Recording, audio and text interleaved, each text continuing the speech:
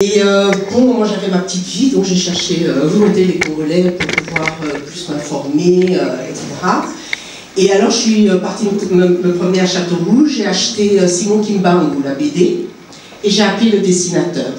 Et à partir de là, donc, je suis rentrée dans le réseau de mon pays. Voilà, c'est tout ça, c'est grâce à ça que je suis parmi vous. Et alors, ce que vous voyez là, c'est ce que je fais du coup depuis 10 ans. J'ai créé une association, Congo Actif, qui veut mettre le Congo dans l'histoire, l'Afrique à travers le Congo dans l'histoire, et empêcher nos grands intellectuels de mourir sans rien nous laisser. Et donc j'ai commencé, c'est assez dur, j'ai fait mon marketing, ça a très bien marché, etc. Et là, grâce à l'Isanga, nous allons donc recommencer à faire des petites éditions pas chères pour que tout le monde puisse l'acheter à 1 € par exemple. Et vous serez encouragés à le diffuser chez vous, auprès de vos enfants, pour vraiment transmettre la culture, notre histoire, et que nos enfants sachent que nous avons des têtes.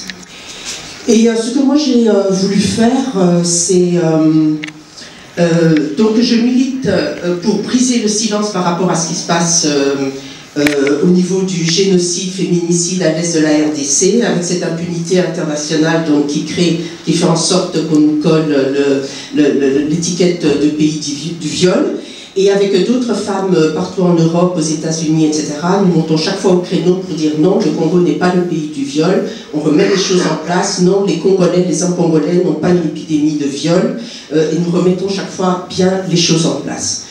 Et donc, c'est pour dire que nous, ce que nous avons décidé avec toutes les Congolaises en lien avec celles du Congo et partout au Congo, c'est d'être là, dans nos pays de résidence, et d'être leur porte-parole, d'être leur haut-parleur, pour briser justement ce silence. Donc nous allons partout où on parle du Congo ou de l'Afrique, et on se lève, on dit tiens, on ne va pas parler du Congo, voilà ce qui se passe. Et il y a un flyer qui est à l'entrée, et nous distribuons les flyers, parce qu'on part du principe que les gens ne doivent pas partir les mains vides, pour qu'ils se souviennent. Et donc il y a le recto verso avec un dessin donc, alors je suis très fière parce que le magazine se fait, je voulais des Congolais. Et donc du graphisme jusqu'aux bandes dessinées, etc., j'ai trouvé des gens de chez nous, jusque sur le terrain. Jusque sur les terrains, ils m'envoient par Internet. Et donc, là, vous avez des livres. Là, c'est une personne qui est donc dans le Massissi et qui témoigne. Bon, on fait la promotion de tout ça. Et aussi ce livre d'une sociologue russe qui a mis en évidence que ceux qui ont gagné la guerre de Stalingrad, c'était les femmes, parce qu'il n'y avait plus d'hommes. Et évidemment, après les guerres, les femmes sont mises de côté, n'est-ce pas? Et j'espère que ce n'est pas ça qui va nous arriver. De toute façon, on ne se laissera pas faire, n'est-ce pas? Absolument pas. Voilà. Donc la guerre n'a pas un visage de femme. Et c'est très bien parce que, vous voyez, elles font la guerre. Même les Allemands arrêtaient de tirer quand elles voyaient que c'était des femmes qui rampaient pour aller prendre les soldats blessés, etc. Et elles racontent vraiment c'est vraiment extraordinaire. Alors moi j'ai décidé, juste parce qu'on est dans l'action, c'est vrai que j'aime pas les conférences, j'aime pas tout ça, moi j'aime l'action, mais ici c'est pas une conférence, c'est une rencontre, on se connaît, et ça doit aboutir à des actions. Moi je vis au Canada, je suis d'origine congolaise, et ça fait une dizaine d'années que je suis là-bas. J'ai fait les Sciences Po, et j'ai commencé à m'intéresser à la question congolaise depuis 2005, vraiment être dans l'activisme et tout ça. Et je ne comprenais pas en fait pourquoi est-ce qu'il y avait un silence assourdissant entourant en fait tout ce qui se passait au pays. Et en 2008, j'ai un ami qui a publié un livre, un ami qui est professeur, Alain Lenou, il a publié un livre en Nord Canada, Pillage, corruption et criminalité en Afrique. Et pour ce livre-là, il a été poursuivi par 2 multinationales opérant au Congo pour 11 millions de dollars. 11 millions. Et donc, et j'étais à ses côtés, nous avons fortement milité. Aujourd'hui, le livre est retiré des livres. Et à un moment, je discutais avec lui, nous discutions sur tout ce qui s'était passé. Il m'a dit, mais pourquoi tu n'écris pas un livre? Et là, je le regardais avec des grands yeux, je dis un livre. Il dit oui, tu dois écrire un livre parce que tu en sais beaucoup. Je dis ok, mais on verra ça un jour. Et je regarde un jour la télé et je suis un reportage sur le Congo, mais c'est une désinformation alors terrible. Et là, je me suis dit non, ça ne pouvait pas continuer, je voulais écrire. Et c'est comme ça que j'ai écrit mon livre Le Canada dans les guerres en Afrique centrale. Pourquoi le Canada? Parce que j'étais surpris de constater que le pays dans lequel je vivais, l'un des pays le plus insoupçonnés de tous les pays qu'on voit, était impliqué dans le pillage, dans les guerres, dans mon pays et dans toute la région. Et en travaillant sur ce dossier, j'avais commencé comme tout chercheur, après ça m'a emmené à une enquête, c'est devenu totalement une enquête, et j'ai découvert même qu'ils étaient impliqués dans l'assassinat de Lumumba. Alors que dans les livres d'histoire, ce n'est presque jamais cité. Donc, je découvre que c'est un officier canadien qui a d'ailleurs permis aux hommes de Mobutu d'arrêter Lumumba, et c'est un officier des Nations Unies. Et en travaillant sur ce dossier, et en travaillant sur mon premier livre, je me suis rendu compte que, en fait, nous vivons aujourd'hui une histoire qui a commencé depuis belle lurette. Et donc, la forme a changé, mais le fond est toujours pareil. Et dans mon livre sur le Canada, dans les guerres dans l'Afrique centrale, je parle du Canada, mais je parle aussi de toutes les autres puissances. Parce qu'il y a un système qui s'est emparé de notre pays depuis près de 100 ans. Et c'est ce même système qui continue. Et j'ai trouvé qu'il était important, parce que j'ai observé comment nous agissions, comment nous nous comportons, comment nous manifestons contre tout ça, et je me suis rendu compte qu'on ne pouvait pas combattre un système qu'on ignore. On ne pouvait pas combattre un ennemi qu'on ne connaît pas, et surtout quand on ne maîtrise pas son modus operandi. Et donc, j'ai compris que la guerre que nous avons à mener est d'abord avant une guerre intellectuelle. Je veux dire, il faut une certaine conscience historique. Il faut instaurer dans le mécanisme psychique de tout Congolais une certaine conscience historique. Dans tous les pays où nous allons, en Occident, ils ont une certaine conscience historique. Les États-Unis parlent des pères fondateurs. En France, on ne fait que parler, on parle de Gaulle. En Amérique latine, il y a Bolivar, Simon Bolivar. Et chez nous, je me suis rendu compte qu'il n'y avait rien. Et nos aînés, souvent, même certains de nos aînés, avaient pris l'habitude de critiquer Lumumba. Je me suis dit, c'est encore grave, puisque nous n'avons même pas de symbole sur qui nous pouvons nous asseoir, en tout cas qui peut nous inspirer. Or, quand je travaille sur le dossier de Lumumba, je me rends compte que c'est le leader africain qui a combattu l'impérialisme, qui, sans diplôme, avait compris les enjeux profonds, c'est-à-dire les stratégies profondes des États profonds. Je parle des États profonds, pourquoi? Parce que il y a des États, comme nous le voyons la France, les États-Unis et tout, mais il y a des États profonds. Je veux dire, ces États parallèles aux États officiels que nous avons, où les vraies décisions se prennent. La mafia. Et donc, j'ai, dans mon livre, ce que j'ai voulu décrire, dire non seulement aux Congolais, mais aussi au Canada, puisque je vais vous dire, je vais vous raconter une anecdote, c'est que mon manuscrit, les éditeurs refusaient mon manuscrit. Et les éditeurs qui l'ont accepté m'ont dit, on te paye une bonne somme d'argent, puis tu me laisses tout, tu te débarrasses de tout. J'ai refusé parce que je savais qu'ils pouvaient tout changer. Mais j'ai réalisé à quel point ça dérangeait. Au point qu'un journaliste me dira, écoute, on ne peut pas faire de papier sur ça, là, quand même. Et tu sais, les preuves, je les ai fournies, parce que moi, ce ne sont pas mes sentiments, moi j'aime faire parler les documents, j'aime faire parler les témoins. Dans mes livres, pour ceux qui l'ont lu ou ceux qui le verront, ils verront des documents d'archives des Nations Unies et des gouvernements que j'ai reproduits. Et je me suis rendu compte, en fait, que nous avons une guerre, c'est une guerre que nous avons à mener contre un système tentaculaire, sournois et subtil, qui nous attaque, qui n'attaque pas seulement nos femmes au pays, qui nous attaque même dans nos pays d'accueil, ici, dans nos deuxième patrie, c'est-à-dire sur le plan intellectuel, puisque tout ce qu'on enseigne sur nous est faussé. Et donc, j'ai l'habitude de dire aux gens, si vous voulez apprendre, si vous voulez écouter des sottises sur l'Afrique, faites les Sciences Po comme moi.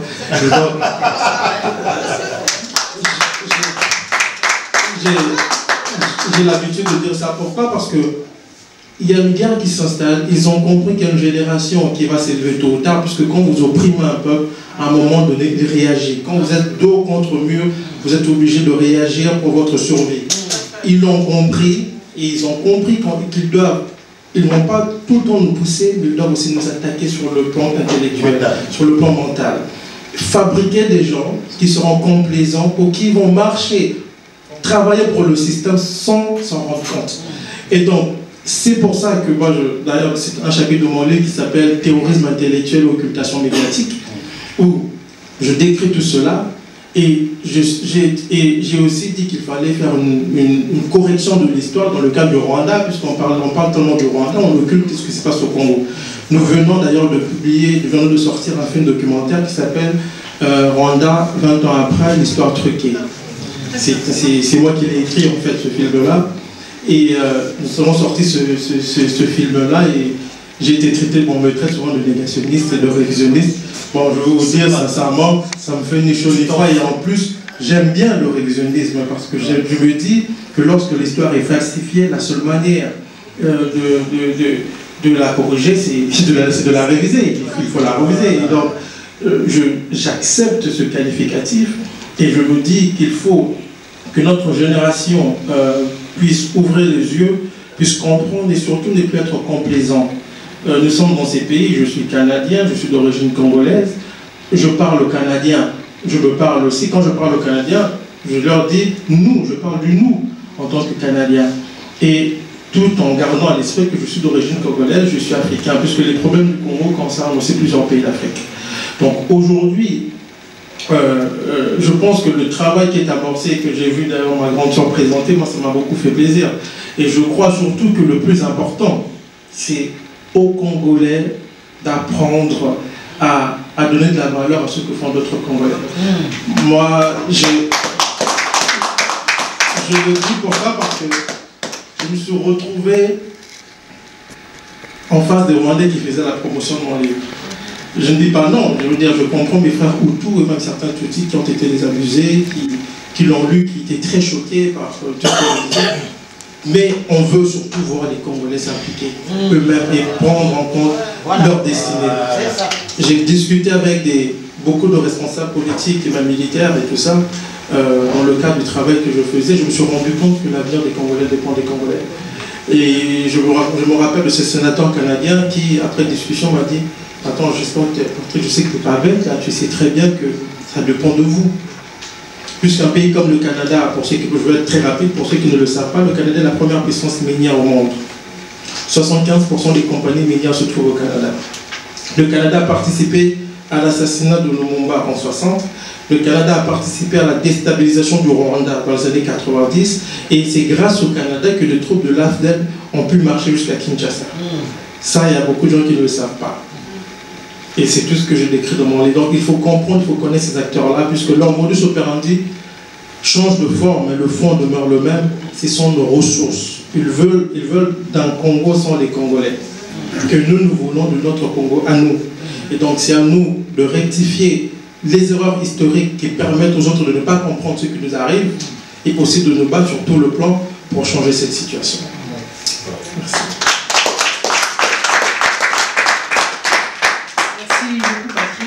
Et c'est combien ou combien vrai, comme on le disait, cette histoire commençait déjà il y a plus de 100 ans avec cet État indépendant du Congo, où là aussi on voulait un Congo sans les Congolais.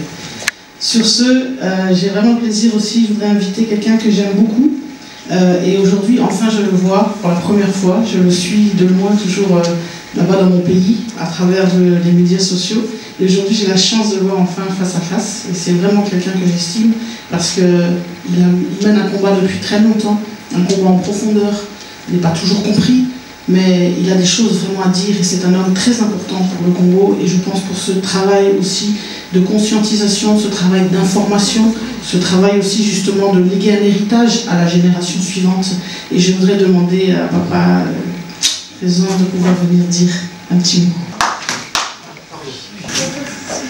Merci beaucoup, Maman Claudine. Merci Roland ainsi qu'à toute l'équipe pour cette initiative. En général, je n'aime pas beaucoup parler. Je vais vous dire pourquoi. Moi, j'ai choisi de mener un combat dans le silence. C'est vrai que j'ai suivi des interventions, l'intervention du professeur tout à l'heure qui nous a parlé de la Constitution. Je voulais tout simplement rappeler que nos constitutions font partie aussi, dans notre Constitution, il y a une partie de ce qu'on appelle nos lois électorales. Entre autres, non, nos lois tribales, excusez-moi, entre autres les lois Bakashika, qui a fait partie de la Constitution. Donc, les constitutions européennes, historiquement, ont été aussi calées sur les lois traditionnelles. Donc, nous n'avons pas copié quelque part les constitutions européennes. Ça, c'était juste une entre parenthèse. Merci de m'avoir donné la parole. Merci en tout cas, Patrick, pour ton intervention aussi élogieuse. J'ai beaucoup aimé. Ce que je voulais dire, c'est que nous avons beaucoup de discours, nous les intellectuels, et nous avons une grande responsabilité sur ce qui se passe au Congo. Mais souvent, j'ai remarqué que nous aimons à être rétroactifs au lieu d'être proactifs. Alors, moi, je vais vous raconter ce qui s'est passé il y a 3 ans. Déjà, il y a longtemps, 4 ans, 5 ans ou 6 ans, je ne sais pas exact, où nous avons décidé, nous, de commencer à lutter, vraiment à lutter. 5 ans, c'est ça? À lutter. Et on se retrouvait parfois à 30, à 10, devant les ambassades du Rwanda, à faire des sittings, entre autres, devant le mur de la paix. Alors, il y a 3 ans, nous avons dit qu'il faut qu'on fasse quelque chose. Nous avons été chercher ce qu'on appelle, entre guillemets, ceux qui ne réfléchissent pas. Tout simplement. J'ai réfléchi, je me suis dit, beaucoup d'intellectuels, quel gâchis. Beaucoup de conférences, quel gâchis. Quelles réunions, quelles réflexions. Nous avons fait des mémos. Nous avons été voir des gens au Quai d'Orsay. Qu'est-ce que nous n'avons pas fait? Mais ça n'avance pas. Alors j'ai compris, comme disait Patrick, il faut un système. Il faut faire quelque chose. Il faut créer un système. Alors nous sommes allés chercher les jeunes à la Gare du Nord, ces jeunes qu'on appelle des vagabonds, avec qui nous sommes assis autour d'une table, des intellectuels à gauche, quelque chose qui ne s'est jamais fait. Pour vous dire que lorsqu'on parle d'Isanga, on ne se rend pas compte de qu'est-ce que c'est l'Isanga. Voilà. On en a parlé ici, mais on ne se rend pas compte. Alors on s'est retrouvé des intellectuels à gauche, des jeunes à droite, qu'on appelle vagabonds à la Gare du Nord. Il fallait pour une fois qu'on débatte du Congo, du vrai Congo, sans intellectualisme. Alors nous avons posé la question aux jeunes, qu'est-ce qui vous aspire le Congo? Qu'est-ce que c'est le Congo pour vous? Et bien, mes chers frères, croyez-moi, la plupart nous ont cité les noms des musiciens. Voilà l'héritage que nous sommes en train de donner à nos enfants. Qu'est-ce que nous faisons, nous, en tant que parents, pour parler de l'histoire? Parce que si nous voulons révolutionner les choses, si nous voulons changer les choses dans nos pays, nous devons changer d'abord notre mentalité. Nous avons un problème d'éthique, nous, en tant que parents. Est-ce que nos enfants connaissent l'histoire? Parce que c'est eux demain qui changeront le Congo. Nous devons transmettre. Donc lorsqu'on parle de l'Isanga, nous devons aussi savoir transmettre à nos enfants. Alors ces enfants-là nous ont interpellés parce que nous, en tant qu'aînés, n'avons pas transmis l'histoire du Congo. Alors nous avons commencé à travailler avec ces jeunes. Nous les avons sensibilisés sur demain le Congo. Vous avez entendu bien sûr, vous avez vu ce qui s'est passé depuis 2011 ici en France. Je ne veux pas revenir là-dessus, mais croyez-moi, c'était un travail de longue haleine. C'était 8 mois de travail en amont pour savoir qu'est-ce qu'il faut faire pour impacter sur d'abord la population congolaise, pour que le Congolais moyen, parce qu'il existe ici en France, sache qu'il y a une femme qui s'appelle Elsa qui se bat depuis des années, contre la violence des femmes, et lorsqu'elle s'élève, parfois elle se trouve toute seule. Alors nous avons mis les gens dans la rue, tout simplement. Nous avons utilisé des méthodes que les intellectuels ne savaient pas, parce que c'est des jeunes qui nous ont dit, si vous voulez demain que le Congolais regarde le Congo, il faut qu'il arrête de regarder ailleurs. Voilà, les Congolais, hier, on aime bien le dire, beer, music and wife, c'est comme ça qu'on nous cataloguait ici en France. Aujourd'hui, les Congolais sont devenus patriotes. Si vous allez dans les réseaux sociaux, avant 2010, c'est les chiffres exacts, vous pouvez vérifier que je vous donne, il y avait 700 000 Congolais dans les réseaux sociaux, notamment sur Interland ou sur un réseau social qu'on appelait i5, qui débattait sur la musique, sur la culture, etc. Aujourd'hui, je peux vous annoncer, nous sommes 6 millions dans les réseaux sociaux. Sur les 6 millions, vous avez 90% qui débattent du Congo. Je ne sais pas si vous voyez, entre 2010 et 2014, Nous sommes passés à 6 millions de Congolais et pratiquement 60% des connexions qui viennent du Congo. Ça veut dire quoi? Ça veut dire que quelque part, nous avons impacté sur notre population. Nous avons trouvé des moyens pour inciter notre population au patriotisme. Donc lorsqu'on parle de l'Isanga, c'est aussi une réflexion sur comment faire. On a parlé ici de moyens de communication, très important.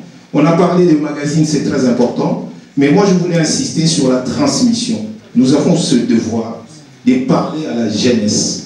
Nous avons ce devoir de parler à nos enfants du Congo.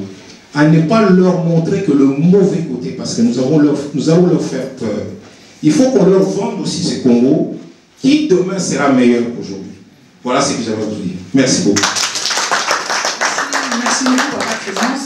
Et justement, j'embraye le pas sur ce programme parce que lorsque j'étais en Belgique, j'ai vécu 10 ans en Belgique, on a beaucoup travaillé, on a créé une association avec notamment une amie qui aujourd'hui est en politique, Maman Guylaine, et une autre dame, où on a essayé de faire ce travail justement des parents vis-à-vis des enfants, ce travail d'éducation, ce travail donc de transmettre cet héritage, mais juste pas un bémol, mais un petit ajout, parce qu'en fait, pour que les parents puissent transmettre l'héritage aux enfants, et encore faut-il que les parents connaissent leur héritage. Voilà. Et il y a un réel travail à faire, parce que tu as cité, et moi j'ai vécu parmi ces Congolais ici à Paris, en Belgique, le Congolais moyen, et malheureusement, c'est quelque chose qui me fait mal. Ce Congolais moyen ne connaît rien dans le été. Tout ce qu'il y a eu, Wemba, Kofi, et ce aucun amanda qu'on a bandu. On a cassé ta Kofi, mais jamais donc bien sûr, je ne veux pas généraliser. Il y a bien sûr des parents, il y a des qui font un travail, il y en a qui sont conscients, mais justement, il y a ce travail à faire avant de le transmettre à la génération, avant que moi, à mes enfants, je peux leur transmettre l'histoire. Je dois aussi moi-même apprendre ma propre histoire. Ça, c'était juste une petite parenthèse. Je voudrais demander à quelqu'un aussi pour moi d'important, quelqu'un qui mène un combat aussi dans le silence, mais un combat aussi de profondeur, qui n'habite pas ici, qui habite en Belgique, et de nous dire quelques petits mots justement sur ce travail qu'il mène. Et il a fait un grand travail, notamment à Liège. Donc je demande à papa Cantal s'il peut venir. Bonjour et merci à l'Isanga, parce que je m'appelle Cantal Carboulou, je suis entrepreneur, j'ai une blanchisserie industrielle sur Liège. Mais mon engagement dans ce combat ou dans cette activité que nous menons ici est arrivé un jour, je crois qu'il y a plus ou moins 10 ans, lorsque un de mes enfants, pour qui j'avais des enfants chez moi, à la maison, on parle tous en congolais. Donc c'est une obligation de ma part. En lingala ou c'est pas bon, en lingala notamment. Donc il m'a posé la question parce que je l'avais initié à faire du voyage très tôt sur le Congo. Et puis un jour il est revenu, mais papa, je ne comprends pas. Là, on peut faire ceci, on peut faire cela. Plein de projets, aujourd'hui il a 30 ans. Pourquoi vous ne faites rien? J'étais malade, je ne savais pas quoi lui répondre. Donc j'ai commencé à militer en tant qu'activiste auprès des associations qui étaient un petit peu dans la politique. Mais il y a eu ce phénomène combattant qui est arrivé, avec tous ces points négatifs, notamment des agressions par rapport aux propres Congolais, des agressions gratuites parfois. Il n'y avait pas de travail en profondeur. Je me dis non, c'est pas possible. Il faut que je leur mette quelque chose, en tout cas dans la tête, pour qu'ils apprennent vraiment à faire le vrai combat. Et c'était pas facile. J'ai taxé les collabos. J'ai emmené des combattants qui est connu sous le nom de Papicho. Donc dans une discussion, un débat assez houleux, finalement il a été présenté son discours par rapport au combat et son engagement donc, au niveau de la table ronde qui était organisée à Bruxelles.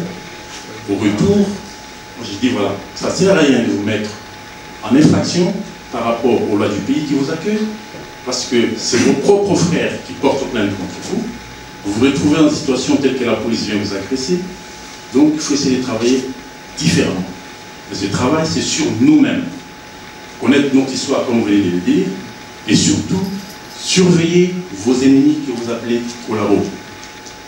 Il faut les surveiller parce que ce n'est pas à vous de rendre la justice, c'est la pression que vous mettez sur eux. Et à ces moments, lorsque vous avez des preuves, ces gens se trouvent exclus et ils savent très bien que nous les surveillons. Donc c'est un peu une démarche rencontre dont nous avons mis en marche, c'est qu'on appelle une dynamique combattante. Donc aujourd'hui, je peux dire que le travail au niveau, en tout cas, j'estime qu'au niveau de Liège, par exemple, cette dynamique est en marche. Les marches ne sont plus des marches d'insultes, plutôt on passe un message tel que notre sœur ici vient de le dire, c'est un message de sensibilisation par rapport à ceux qui nous accueillent et par rapport à la communauté, tout à fait un travail louable. Ici, je remercie Lissanga parce que, comme a dit ma maman tout à l'heure, qu'est-ce qu'on doit faire? Moi, je milite actuellement, plus ou moins à ce que toutes les associations se mettent en réseau. Mais un réseautage est important.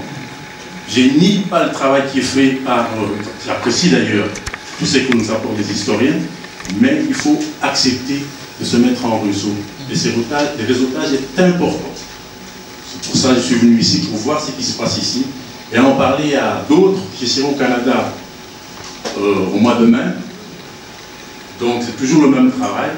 C'est un plaisir de pouvoir partager ce combat, en espérant que 2014 ne soit pas vraiment une année où on doit encore attendre. Je vous remercie. Merci, Papa Kantal. Je vais donc inviter le professeur Mwemba, avec qui nous allons débattre de notre deuxième thème, si on peut dire. Mais avant toute chose, Papa, Nana pour se présenter, parce que peut-être que Baton sous la tête salle va éviter. Donc ceux qui m'ont allé, oui, vous savez, aux Anani, aux Tiwapi, aux Osani. Bien, comme on a été Mwemba, nous sommes professeur à l'Université Paris 13, dans Tangisakana-Bobigny, et ça va faire maintenant 30 ans dans Tangisakana-Poto. Voilà. Et nous sommes informaticiens. Donc, Lissanga, Naïbi Lissanga, à travers Papa qui n'a toujours, Papa qui relève. Voilà. Et tout ça, la lutte, la biso, depuis Kala. Tous les combattants, tout le monde a silence, discret, discret, discret. Et puis, il y a un combat, toujours dans l'ombre. Je suis toujours l'homme de l'ombre. Parce que nos décisions sont personnelles. Combat ya Congo na boti na moteti na bokufu. Mais na kulutu carrière nanga eza na sima. Adage nanga ezalaka toujours le nouveau sang du sang nouveau, donc ba jeune liboso. Biso ba kulutu tokende la bango to battre la bango. Voilà à peu près na pesi nani nazali et naza combattant, naza professeur, voilà. Je remercie Mingi Papa. Et celui qui c'est justement pour les mots qui ont été Makambouana Tozosala est allé à tout Congo. Est allé Penza Bandekonabuso, Bandekonabuso Namboka, Bandekonabuso Bazali à Napoto. Donc, il y a un jeune, Bamusu Soupé, Baïbina la tête, mais comme ça, il faut savoir l'occasion. Il y a quoi, il y a un pour continuer dans le d'accord. Et on va pas aller dans tout le monde. Mais si on a une thérapie de masse, mais thérapie de masse c'est pour le bani. Est-ce que zali est pour le bas qui est zamakambo parce que tout ça va rappeler banzam na biso ba religion na biso ba église comment la thérapie.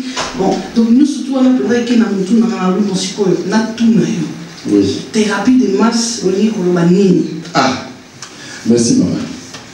Bien na kosenga moi excuse-moi quoi. Nazalaka mingi à l'aise de na lingala oyo ya makanza ya mozindo soki nasangisi lingala na français olimbisaka. Pas de problème. Voilà. Alors mais déjà dans ce thème so lit ko en français ils ont le droit le problème est athée hein donc OK. Ce que préfère Nazareth. OK. Donc Naponi thème ya nini de la rumba congolaise à la thérapie de masse Tina Eza Mibale. Yali Bonso Navanda qui n'a très mokolomo qu'on a voyagé na okende na Bruxelles. Et puis nazalaka na nini n'habitude toujours ya koyenga banzembo na biso mboka. Et puis Mundele enfin bandele balaki ni na wagon Un de leurs se lève et puis qui me dit, mais ce que tu chantes là, ça a des connotations de la rumba. Moi, je dis, si, c'est la rumba congolaise. Après, mais tu sais que la rumba est d'origine espagnole. On a dit, quoi?